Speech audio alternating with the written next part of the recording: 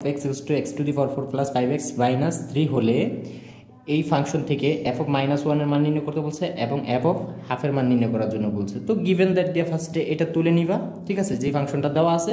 দেন সুতরাং তুমি বের করবা কার মান বের করতে বলছে, f অফ -1।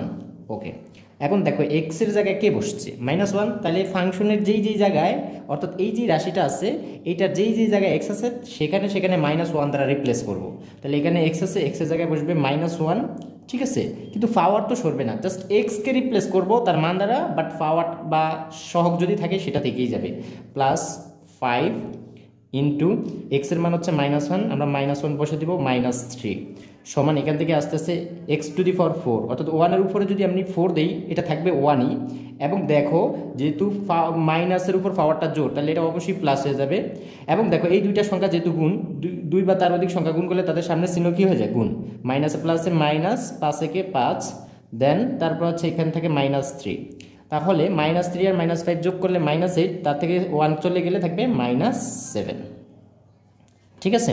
ওকে, দেন তোমাকে বের করতে বলছে f অফ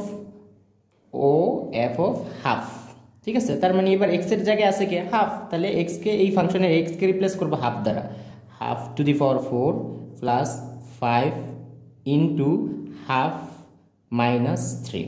তাহলে এখান থেকে আমরা পাচ্ছি, দেখো 1 এর উপরেও 4টা আছে, 2 এর উপরেও 4টা আছে। 1 কে টু দি পাওয়ার 4 করলে 1, আর 2 কে টু দি পাওয়ার 4 করলে হয় 16। দেন এখানে দেখো তারপরটা যেহেতু দুইটার সামনে প্লাস প্লাস বসে যাবে, এটা নিচে 1 আছে, উপরে উপরে গুণ, নিচে নিচে গুণ, তাহলে 5 একে 5 আর 2 একে 2, -3, ঠিক আছে। এখান থেকে আমরা যেটা পাচ্ছি সেটা হলো এই, তুমি যদি লসাগু করে ফেলো তাহলে এখানে 16 হবে, কারণ 2 দ্বারা এই 16কে ভাগ যায়। তাহলে 16কে 16 দ্বারা ভাগ করলে 1, 1কে 1 দ্বারা গুণ করলে 1, প্লাস তারপর হচ্ছে 2কে 16 দ্বারা ভাগ করলে 8, 8কে 5 দ্বারা গুণ করলে 5 আর 40, ঠিক আছে।